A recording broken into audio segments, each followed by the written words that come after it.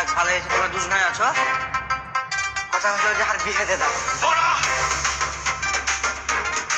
বিয়ে করে বউকে কি খাওয়াবো এটা খবরদার পুচ করবে না। কি খাওয়াবি রে? দেখতো পুচ করতে তো মানাই করলে। যাক ভালো হয়েছে পুচ করেছো, ভালো করেছো। আর কথা হলো যে গায়ে গায়ে সব করছে এবারে দেখছো কি?